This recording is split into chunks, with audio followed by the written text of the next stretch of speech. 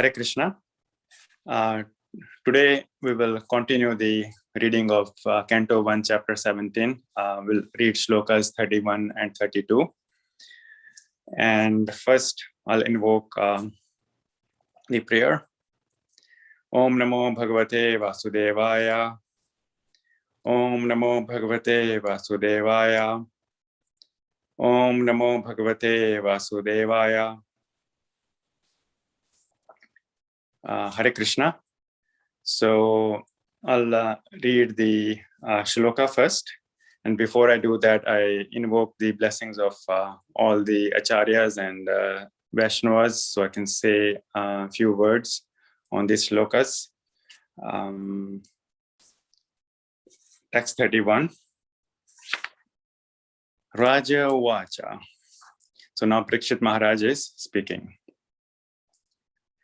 Nate Gudakesha Yaso Dharanam Badhanjalerve Bhayam Asti Kinchit Navarti Tavayam Bhavata Kathanchana Kshetre Madhye Tamam Dharma Bandhu. We'll read again. Raja Uvacha. Nate Gudakesha Yaso Dharanam Badhanjalerve Bhayam Asti Kinchit Navarti Tayam Bhavata Kathanchana Kshetre Madhye Tamam Dharma Bandhu. Translation. The king thus said, "We have inherited the fame of Arjuna. Therefore, since you have surrendered yourself with folded hands, you need not fear for your life. But you cannot remain in my kingdom, for you are the friend of irreligion." I will do the Sanskrit translation as well. Raja Uvacha, the king said, "Na, not. Te, your. Gudakesha Arjuna. Yasa Dharnam, of us who inherited the fame. Batha Anjale, one with folded hands. Way, certainly. Bhayam, fear. Asti, there is. Kinchit, even a slight. Na, neither. Vartitayam, can be allowed to live. Bhavata, by you. Kathanchana, by all means. Kshetre, in the land. Madhye, in my kingdom. Tamam, you. Adharma bandhu, the friend of irreligion. I'll read the translation again. The king thus said, "We have inherited the fame of Arjuna. Therefore, since you have surrendered yourself with folded hands, you need not fear for your life. But you cannot remain in my kingdom, for you are the friend of irreligion." Purport by His Divine Grace, A.C. Bhaktivedanta Srila Prabhupada ki Jai. Om Agyanatimirandasya Gyananjanaya Shalakya Chakshur Animitam Yena Tasmai Shri Gurve Namah. He Krishna Karuna Sindhu Jino Bande Jagatpate Gopisha Gopika Kanta Radha Kanta Namosute Tapta Kanchana Gaurangi Radhe Vrindavani Vishwabhanu Sute Devi Pranamani Hari Priye. Shri Krishna Chaitanya Prabhu Nityananda Shri Advaita Shri Gadadhara Shri Vasadi Gaura Bhakta Vrinda. Hare Krishna Krishna Krishna Hare Hare Hare Rama Rama Rama Hare Hare. The personality of Kali, who is the friend of all kinds of irreligiosities, may be excused if he surrenders. But in all circumstances, he cannot be allowed to live as a citizen in any part of welfare state. The Pandavas were entrusted as representatives of the personality of Godhead, Lord Krishna, who practically brought into being the battle of Kurukshetra, but not for any personal interest. He wanted an ideal king like Maharaj Yudhishthira and his descendants like Maharaj Parikshit to rule the world. And therefore, a responsible king like Maharaj Parikshit could not allow the friend of irreligiosity to flourish in his kingdom at the cost of the good fame of Pandavas. That is a way of wiping out corruption in the state and not otherwise. The friend of irreligiosity should be banished from the state, and that will save the state from corruption. So there are beautiful good points made by Srila Prabhupada in the purport. So as we saw that Maharaj Parikshit was very merciful and he could fight thousands of enemies at once. But in this case, since the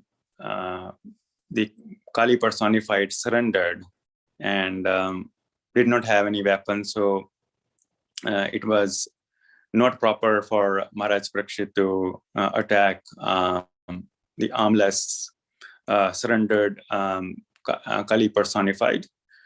So Maharaj Parikshit decided to forgive.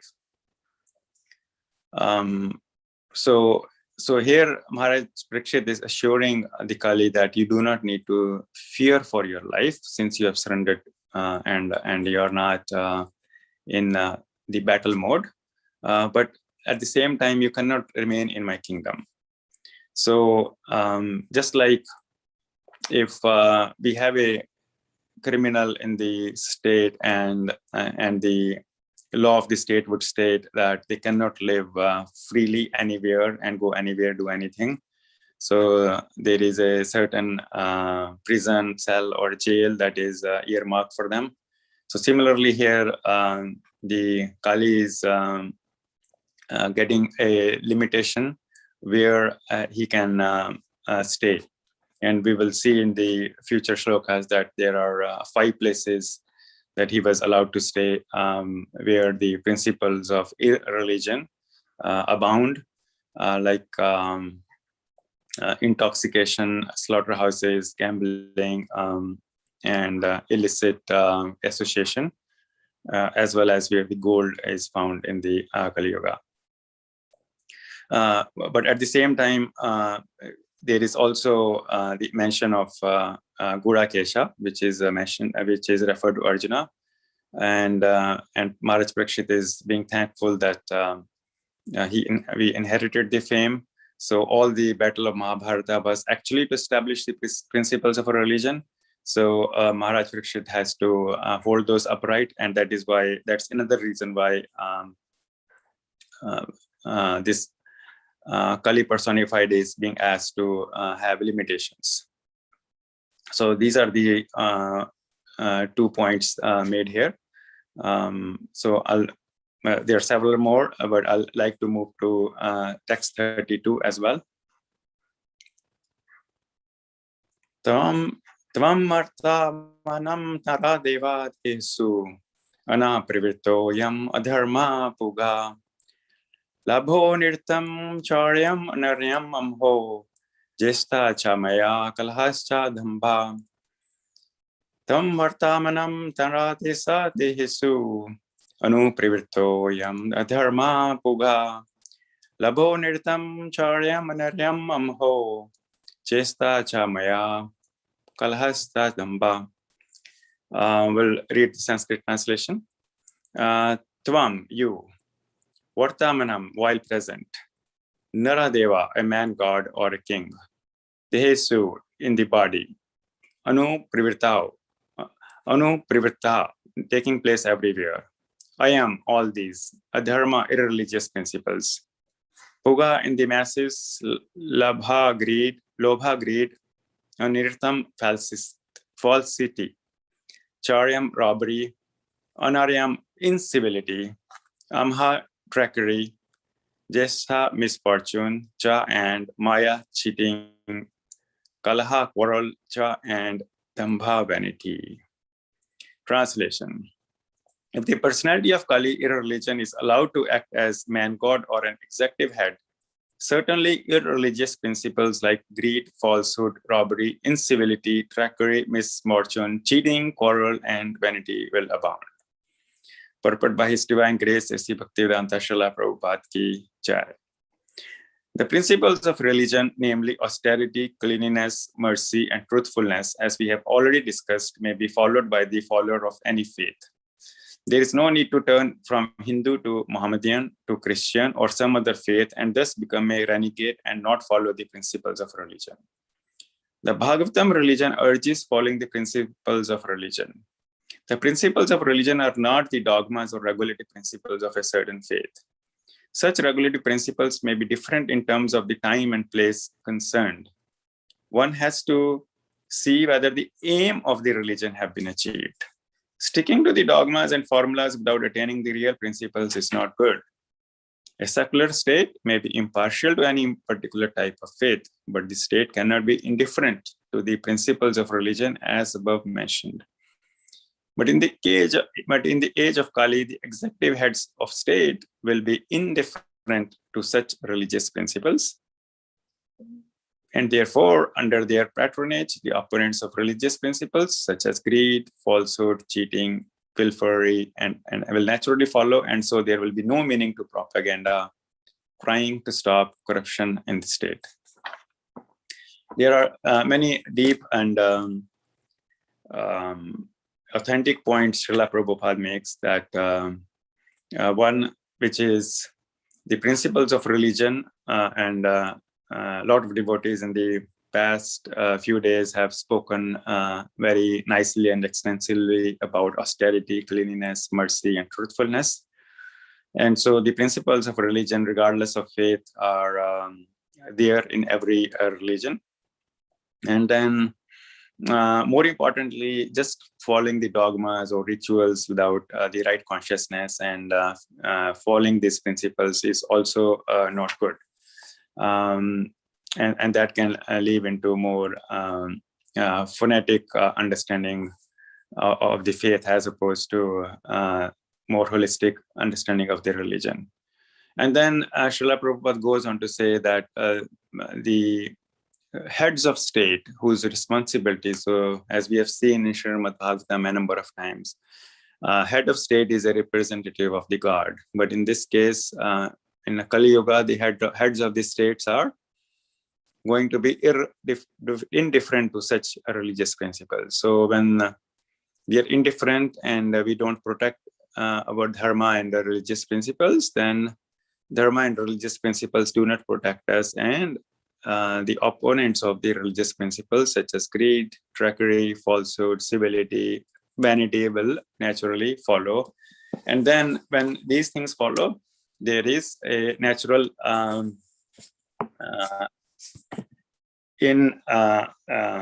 ingraining of the corruption in the state. So there is no need to then cry or complain why there is corruption and poverty in the state. So several beautiful points are made here by Srila Prabhupada. And so I'll just dwell on a few of these and share my reflections. And at the end of it, we'll certainly love to have conversations and discussions on with devotees as well.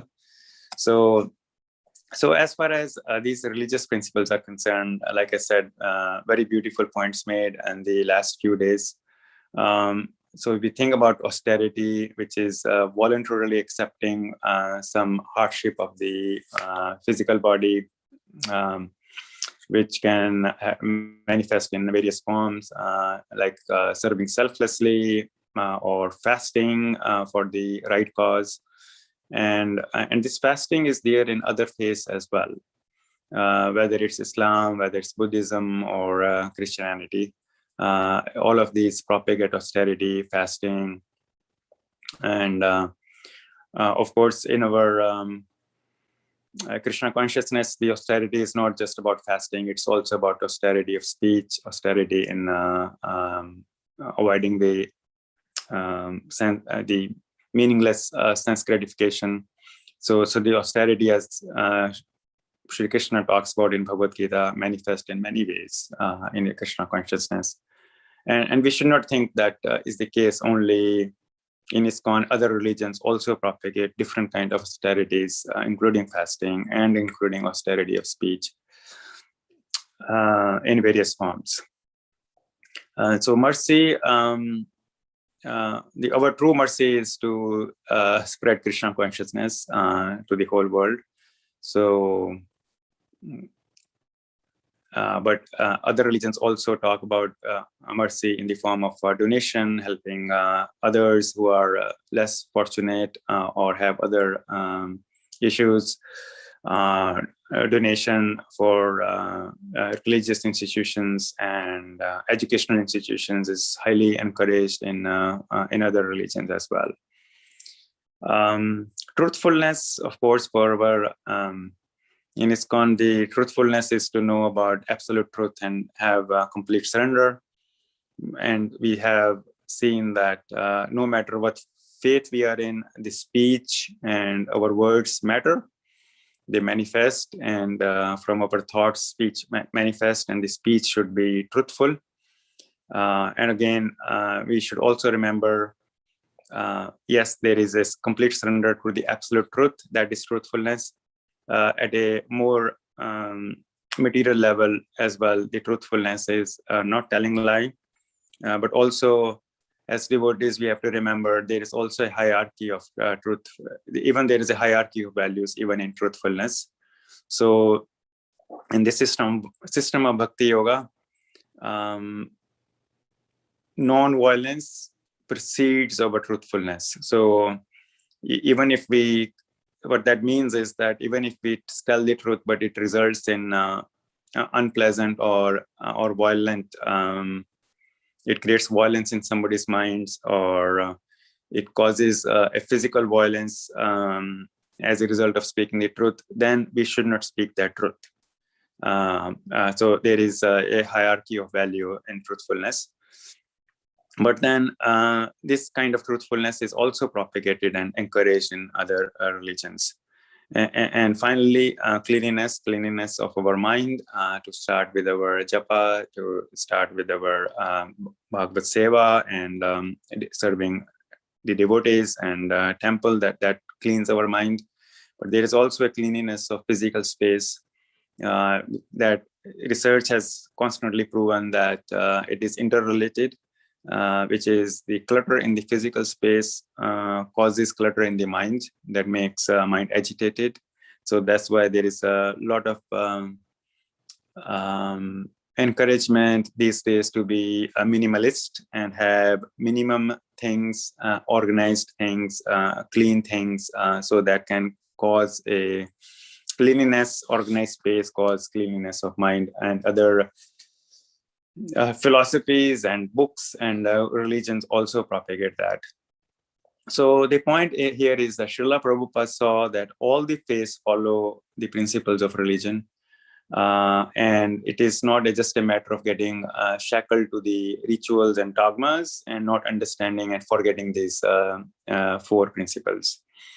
So that is one level where Srila Prabhupada saw the similarities. So as our Guru Maharaj, Radhana Maharaj says that when we are heading towards the same goal, which is finding God and achieving the purpose of life, then we should focus on the similarities amongst us. We tend to get caught up in the differences, and those differences in different faiths is caused by the differences in the time, place, and circumstance, not differences in these four fundamental principles of religion. That's not the difference. Difference is because the message at the time was needed to be different to make it suitable for the people at the time, and so that was because of the different time, place, and circumstance. So the point here is that we can be accepting of other faiths, and actually with Krishna consciousness, we can be enhancing others' faiths with our speech, with our behavior. So as we head towards a common goal, we are focused on the similarities and not let the differences distract us. And at a much higher level, Srila Prabhupada has taught us that actually no religion or faith, no faith denies that there is existence of soul, there is existence of super soul, and the purpose of the soul is to serve the super soul. So no faith denies that either. So Srila Prabhupada beautifully also have said that the relationship of soul, the perpetual eternal relationship of soul with the super soul, is completely agnostic to any religion. Any faith, that's what I mean. Any faith, it is actually a constitutional position, and as long as we are keeping that in mind, then we can achieve the goal and accept the similarities. So it's just a beautiful reflections for interfaith harmony and accepting accepting the similarities while acknowledging the difference. So the other beautiful point is whether it is our faith or others' faith is the dogmas, the difference between dogmas and formulas, whereas adhering to the principles of religion. And there are some beautiful reflections. We can see that whether we think about a principle of mercy as a principle of religion, which is abound in all faiths. So, let's take a simple example of donation. So, if we do a donation to help out somebody who is less fortunate with, let's say, Lakshmi in this case, then there may be a person whose consciousness is to genuinely serve others and help them feel better. So they may give a donation of X. There is another person who also do a donation of X, but their intention behind the donation is get a name, fame, or just feel more proud. But the person who is actually given that amount X with that consciousness to help others is going to get a lot more bliss and happiness than the person who is doing it for pride and name and fame. So that's going to lead into misery, and that's going to cause a misery, and that's going to cause that's going to cause violence, that's going to not result in the good outcome.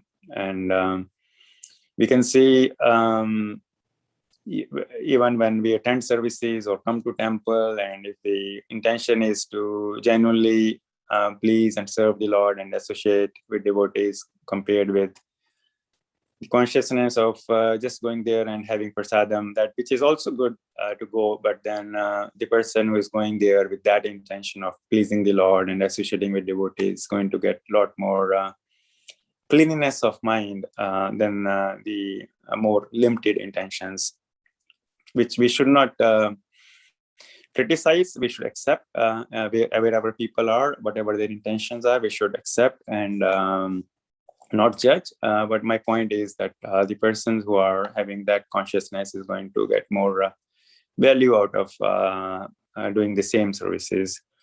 We can see the consciousness in certain religion may encourage women to do head covering, and we can see there are women who are very clean in consciousness. They may not cover their head, but in a way they are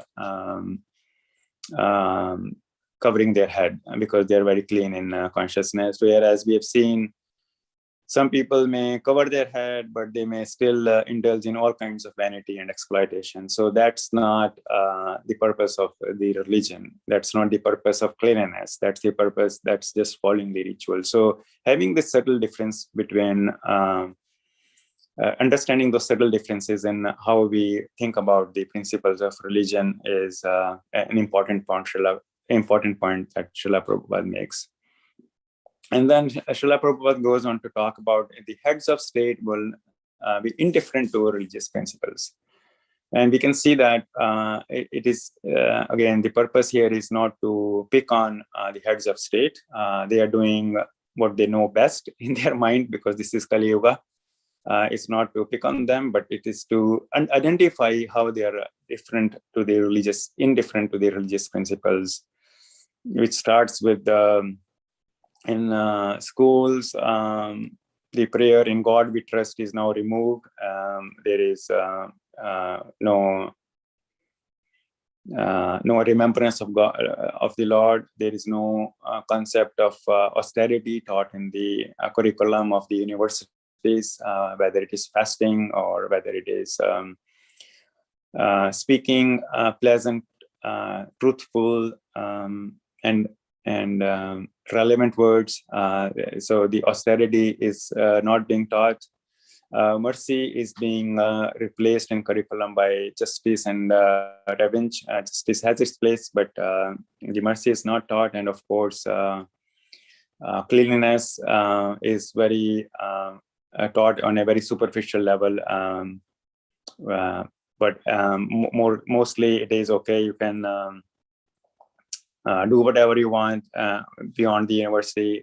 It doesn't impact you. You remain a good student within the university, but outside we don't control. We do not basically understand or the principle of cleanliness. So the Srila Prabhupada is telling us that that's what the heads of the states will do. And when they are indifferent, then the opponents who are always wanting to cover the vacuum, the opponents of irreligion, they are going to abound. So, so it is important again to understand and identify those opponents of irreligion that Srila Prabhupada talks, and we can see that in our everyday life, how those opponents are propagating. So I'll just share my reflections here, who those opponents are and how we can identify them. The purpose is not to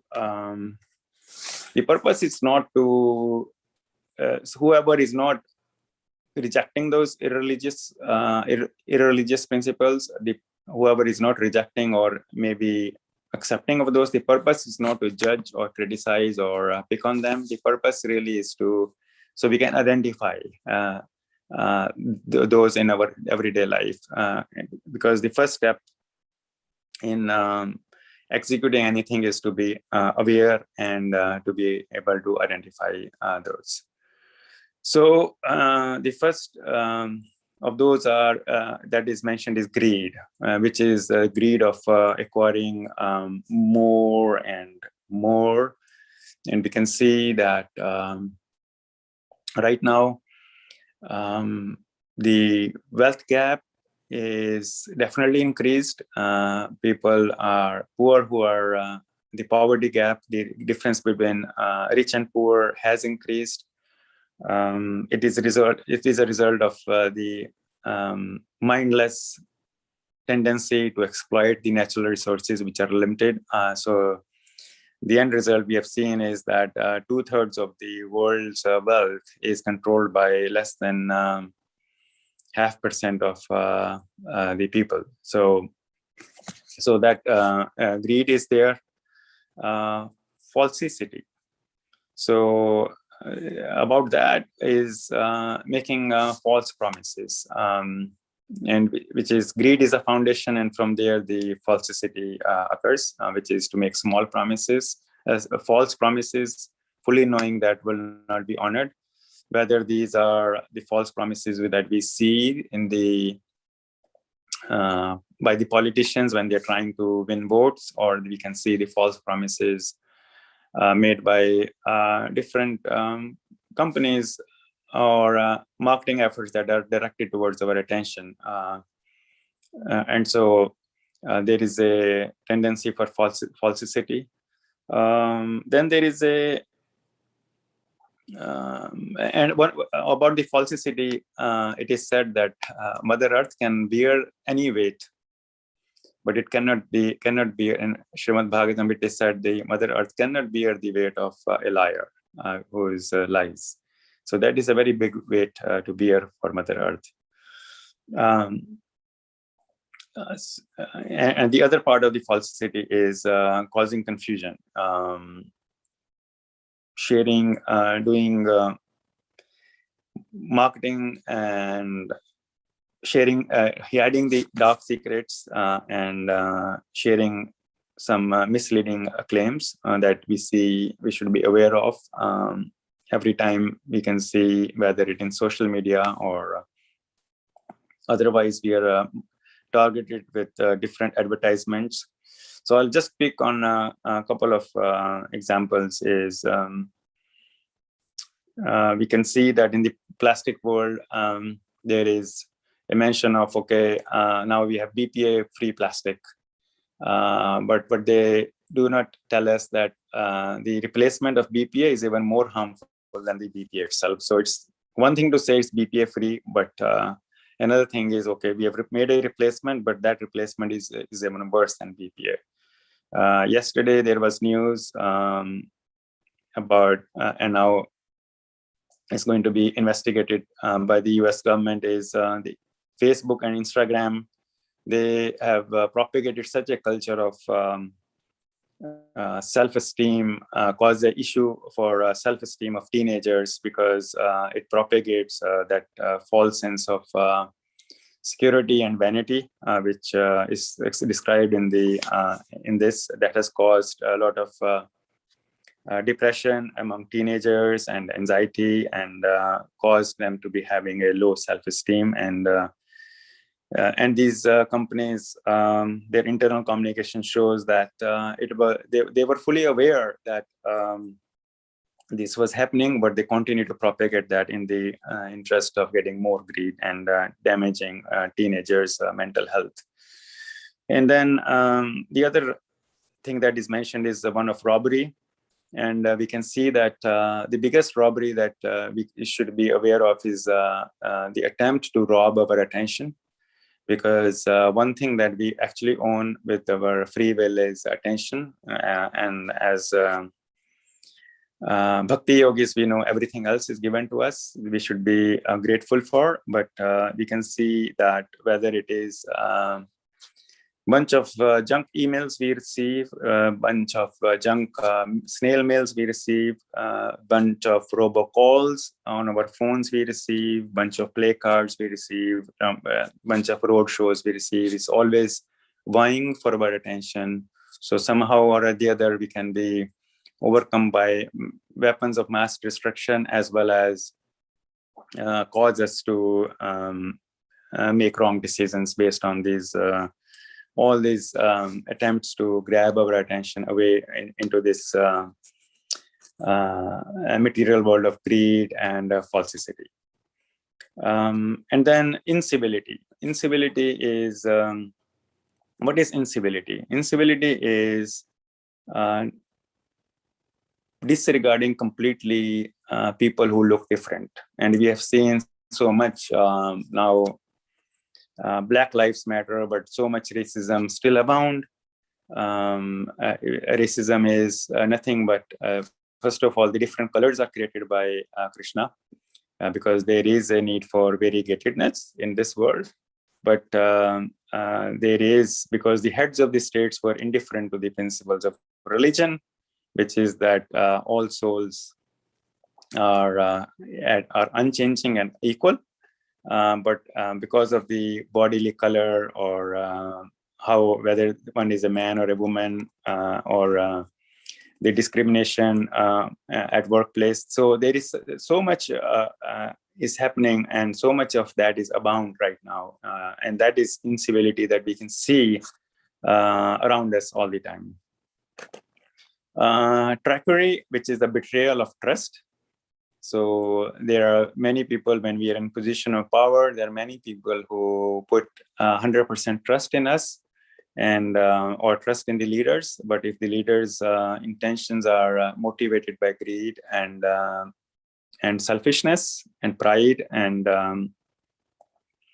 incivility, then the trust is going to be broken. There is a lot of trickery there. Misfortune, which is a natural outcome of all the irreligious principles that we just described, which is all this result in, by falling to the greed of others, by falling down to the falsity, by falling down to the robbery of our attention, incivility, trickery, that results in misfortune in terms of mental health issues are on the rise. And this is a direct link. These are all interlinked values of irreligion. Is mental health declines. There are more divorces, there is more quarrels, there is more fights, there are more lawsuits, there are more public health issues. So this is all related. And then that does result in greed, and that results in cheating and quarrel. And finally, the principle of religion that is mentioned here is one of vanity. And in the vanity alone, and this current material world can be easily classified as a world, a civilization that is made up of a petroleum, plastic, and vanity. So whether it is the filtered pictures, whether it is doing excessive makeup, and I'm not propagating or saying that we judge others who do that, but there is a lot of flashy cars, there's plastic surgery, there's Botox, there is attempts to regrow hair, that is attempt to, my lawn should be greener than my neighbors, so I'm going to waste millions of gallons of water and throw all unnatural chemicals on the grass to make it look green. I'm going to smoke, drink, so I can fit into this culture of vanity. So there is so much vanity around us, which we should be aware of. Again, I'm not saying that we should judge others, we should accept others, is my reflection. But we should be very vigilant about guarding our family, our near and dear ones, and children from this principle of irreligion called vanity. And that puts a lot of peer pressure, causes a lot of mental health issues and physical health issues. And whatever we do to look good in the name of vanity actually results in misery and misfortune. So these all principles of irreligion that abound around us, and we can see, I shared some of the real examples. They definitely result in misfortune, and we should identify them. And if we can, if we have the ability to reject them, we should reject them. If we do not have the ability to reject them today, and we should be, and if we are still accepting them, that's okay, but we should be aware what is the ultimate goal, and we should be aware and accept where we are, but at the same time be very, very mindful of these principles of irreligion completely abounding around us. So just to summarize, I covered the principles of religion and how Srila Prabhupada has beautifully shared those principles, transcending into every faith, and how we can be more accepting of other faiths towards the end goal of achieving the ultimate goal of life. But then there was also I attempted from my reflections to raise greater awareness of principles of irreligion abounding us in various shapes, forms, and fashion around us, around our children, around our family, and to be more aware of them with the ultimate goal of not accepting them and live our life more into a life of simplicity, like Srila Prabhupada wanted us to, a life of more austerity and a life of more authenticity. So with that, I will like to pause here, and these were my reflections. If I said something wrong, I do want to apologize and accept for forgiveness. But I like to open for any thoughts, questions, comments, reflections, corrections at this point.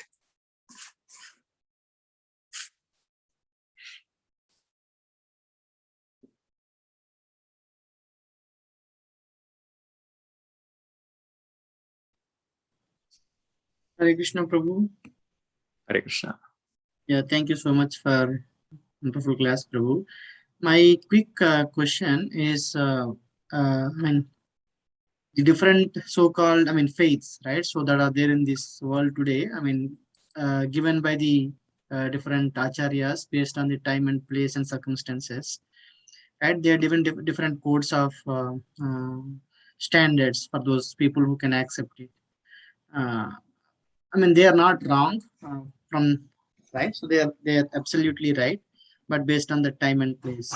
And also people taken birth in certain kind of faiths, right, will be getting trained whatever is happening today in that particular faith. It may be kind of completely different than what the original message was, right? But even if you talk about the so-called Hindu religion, still unless we hear from, say, like in parampara, we will not get the message of what are these principles are, right? There's religious principles, austerity, cleanliness, So it's very, very difficult to understand for a common man to understand unless we hear from a very, a pure devotee or devotee, right? So, how do we, from that perspective,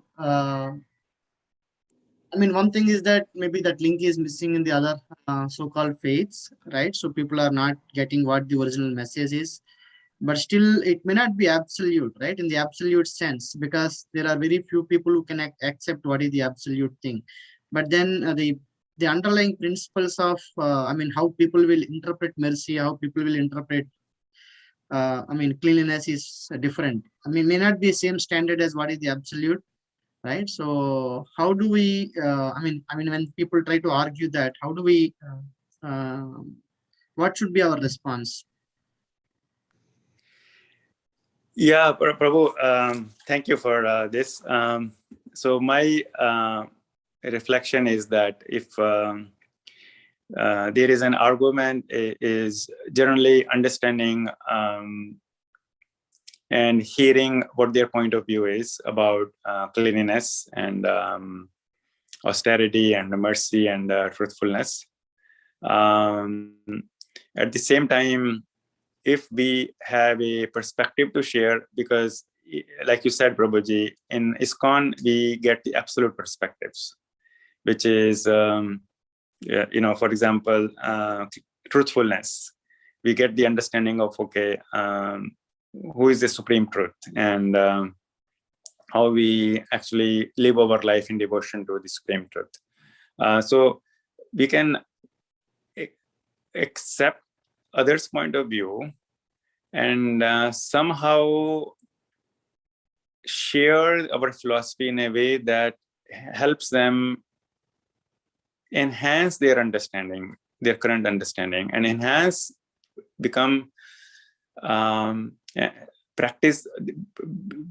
want to practice their religion even more, faith even more, because they heard from us.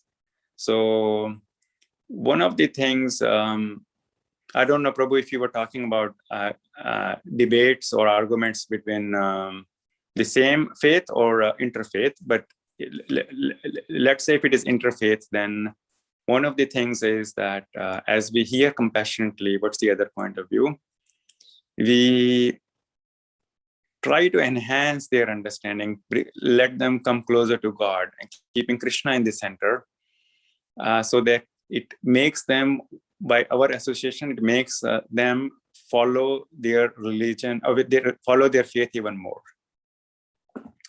So it is more of a, rather than arguing over differences, maybe repurpose their argument towards Krishna in a way that, or God or Almighty, whatever they believe in, whatever different name they have for Krishna, is to help them hold their hands and help them come closer to their absolute truth. And we may not always use the words and terminologies from our philosophy, but ultimately, if by associating with us, by talking with us, by debating with us, if they develop a greater faith in their own faith, then we have made progress. So it can be a very sensitive, I also understand it is easier said than done, because it can be a very sensitive topic whenever we want to talk faith, and it can be a very sensitive topic. So always advised that these topics to be held with utmost care, communicated with utmost care, with sensitivity and respect. And if that sensitivity and respect is missing, then it's okay to not even argue or debate. It's okay to end the conversation. But if we are having the conversation, should be enhancing their own faith. And then if their faith is enhanced, they might even come to Krishna consciousness by associating with us. Yeah, the challenge there, it may not be a challenge, but the understanding of their faith is completely kind of skewed, right, from the absolute perspective. Yes. For example, eating meat, right? So they establish based on their philosophy that how is it right? Not philosophy, based on how they hear. There's no philosophy there, right, to establish that. So that is where the challenge is. So I mean, then we lose. I mean, I know that is how they're brought up. I mean, it's not, I mean, right? It may not be as per their religion, but that's how they say that. Yeah, this is what the religion says, right? That is where the challenge comes through. Otherwise, it's good. I mean, it's some for us. Yes. So great point, Prabhuji. So eating meat is one great example. And this is, again, one of the, so my reflection on that is, it is again, one of the things, a lot of similarities in various faiths. There are some differences based on the time, place, and circumstance. And eating meat is a good example of that, which is when some religions were taught there was no, so if you go to India, for example, there is abundant rain, sunshine, grains, fertile land. Now, some religions were formed when none of that existed. It was all sand dunes, and nothing would grow there. No water, no raindrop will fall there. So there are particular ritual, and even in Vedas we can see there was ritual. Okay, you can have it once a month in Amavasya, and you have to do a certain ritual. Then that animal is freed from the cycle, and they come directly to the human life by doing various rituals, by doing various doing the animal killing in a prescribed manner. But even in this case, they were taught to have animals killing in a certain way. If there is nothing else available, you have to really, slaughter cannot be done by any person. It has to be a person who follows 5 times prayers, and they have done other things, and then you have to put the face of the animal towards the origin of religion, where the religion was originated, and then you have to look in their eye and do the prayers. So when you do that, actually the mercy will come. So the purpose was very prescribed and regulated, but it has now turned into a slaughterhouse. Slaughterhouse was never part of any faith. Slaughterhouse is just part of a result of greed and sense gratification. So you're 100% right, Prabhuji. The original message is lost. That's why there is a misunderstanding, and it is a big challenge. I would definitely accept it's a big challenge to bring them closer to the original message.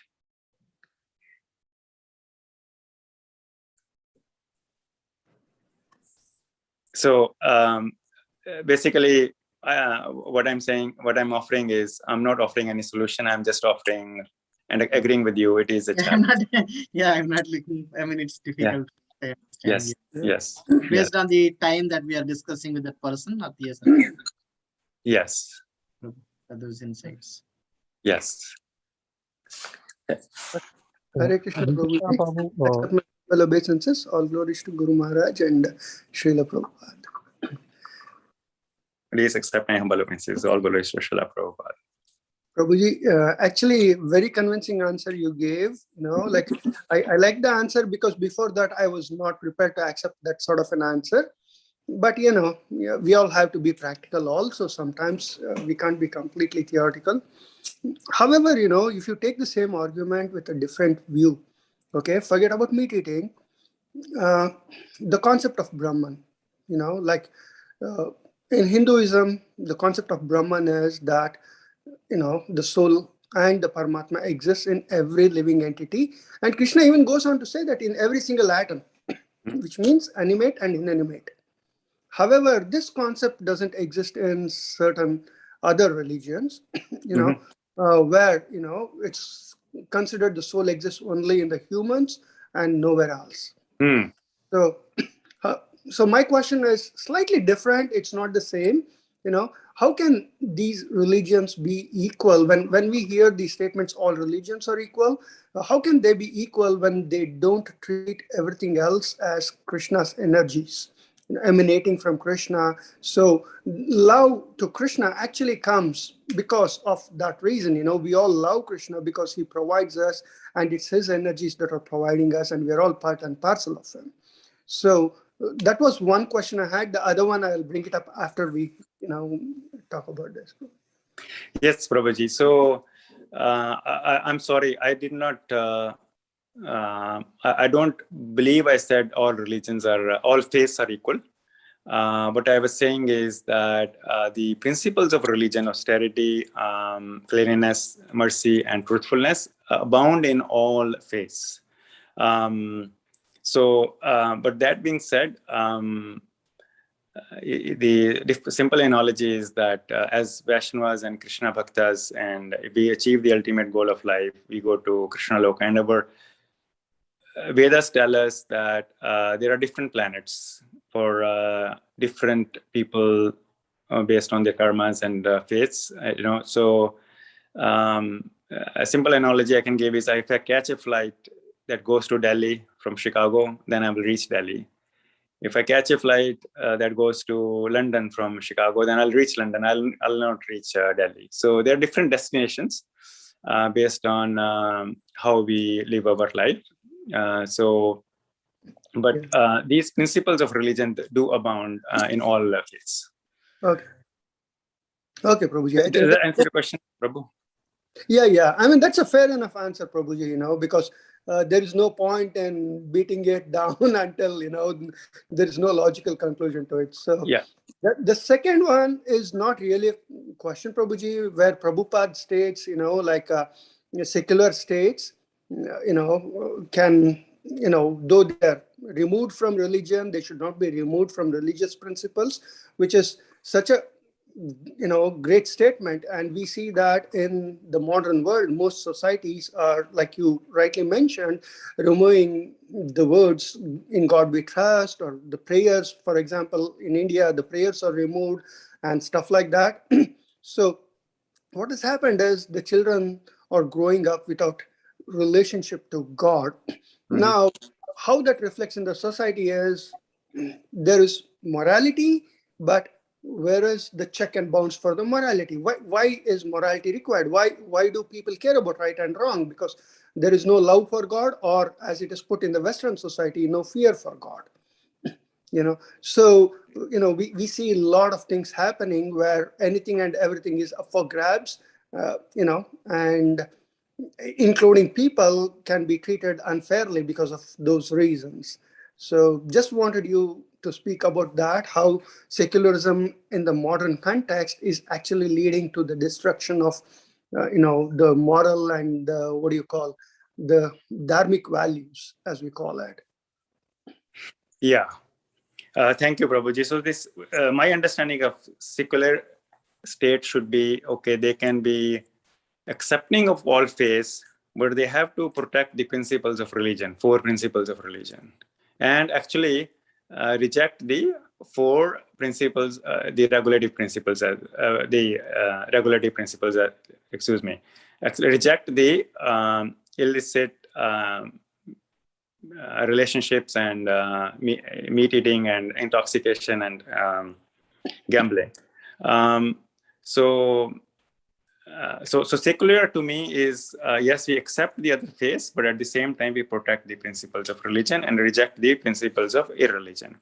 But to your question about now we are living without any awareness of being God in the center, and the education institutions are not teaching about God.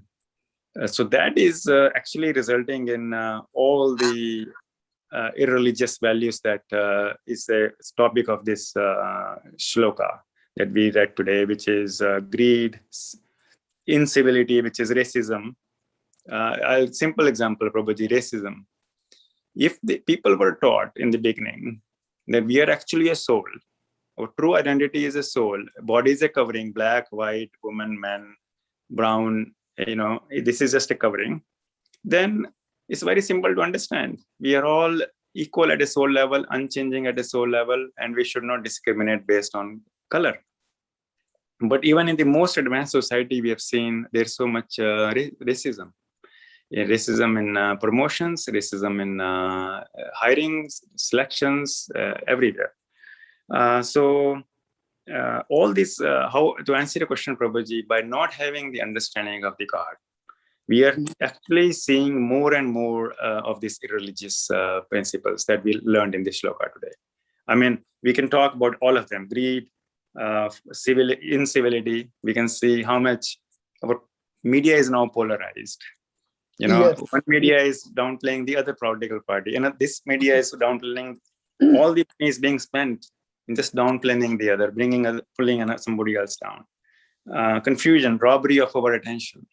It is increasing and increasing. So because we are not talking about God. Yeah. So yeah. Good. Yeah.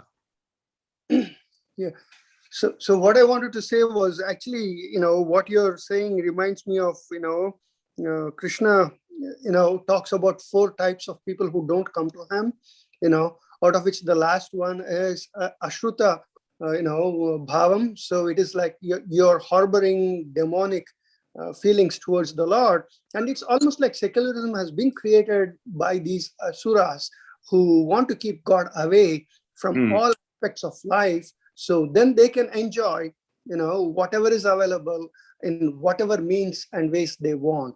So in a way to say, sorry, I'm concluding as if we are all living in demonic societies where we are trying to light the torch of knowledge using, the Vaishnava acharyas or whoever else it is, their guidance. Sorry to interrupt you, Prabhu. Yes, no, you did not interrupt me. Actually, you enhanced my understanding and provided the perspective. Yes, Prabhuji, completely agree with your thought. Okay. Thank you, Prabhuji. Of course.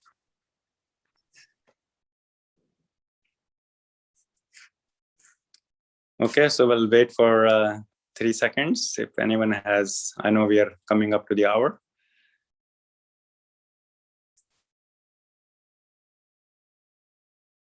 If no more questions or comments, we can close this for now. And like to thank everyone who joined and who will be maybe listening afterwards. Vancha kalpurtasya cha kripa sindhubhya evacha patitanam pavanbhyo